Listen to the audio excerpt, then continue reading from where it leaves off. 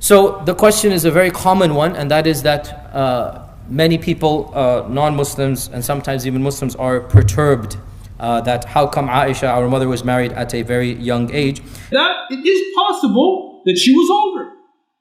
It is also possible that she was 6 at the time of engagement or 7.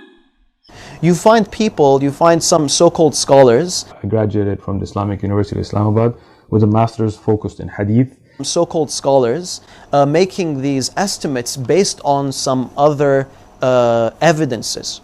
It's like for example, Aisha in one narration she says, I was engaged at the age of 6. In another narration she says, I was engaged at the age of 7. Sometimes she said 6, sometimes she said 7.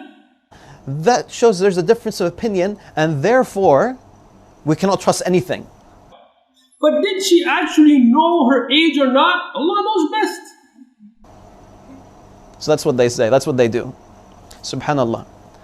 And they bring the weakest of evidences to prove to prove that she was 18. So for example, they'd say that Asma bint Abu Bakr, who's the sister of Aisha, was 10 years older than Aisha. Asma, the older sister of Aisha radiallahu anha, she was 10 years older than Aisha radiallahu anha. Okay. And that she was 100 years old when she passed away in the year 73 after Hijrah. At the time of death, she was 100 years of age. Prove that Asma was 100 years old. Can you find Asma saying, I was 100 years old in this year, which I'm about to die in? You can't find something like that. It's based on a historian's logical guess, a guess. And this is put ahead of Aisha saying, I was 9. In multiple sources, according to multiple eyewitnesses. Subhanallah. Yes? Some people, they say that Aisha radiallahu anha, and particularly that age or that time period of history, they didn't have a proper accounting of the years, and so she couldn't have known that she was 9. That even Ibn Hajar and Tabari, they were not able to produce exact ages of when Aisha was born. Now it's very important to understand why. The Arab had no calendar.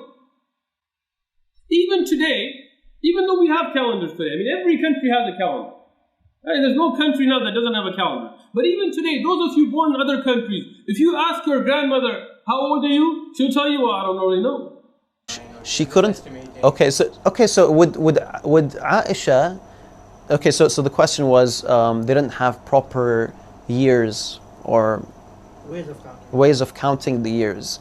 The Arab had no calendar. Well, first of all, they did. They could count the years, and there is a lot of documentation of years at the time. So first of all, that's not factual. Would Aisha make a 9-year mistake? So that's just that. That's the answer to that. Would she make a 9-year mistake? She didn't know what her age was. And by the way, that's not the opinion. That is not the opinion of people who disagree with us. They don't say that Aisha did not know her age. They don't say that. So she might not have known her own age. They say that, the narrators made mistakes. There is no weak narrator. There is no ilal in the wording. There's no grammatical errors. There's no iqlab in it. We say the hadith is sahih. Aisha radiallahu anha said this, no doubt.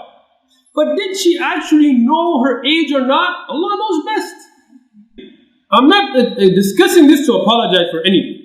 Oh Muslims, don't apologize for the truth and don't distort the truth. There are Muslims that try to deny this. Oh, he didn't marry Aisha as a young girl. Ya akhi, look, that's not the way forward. We don't lie for the sake of our religion. Astaghfirullah. We're not going to cover up the truth if people find it embarrassing. This is the reality. Deal with it. To be honest, mutawatir. To be honest, it's mutawatir evidence. Her saying, I was 9 years old. Our Prophet ﷺ married a young girl. And we are proud of this. And we're proud of that.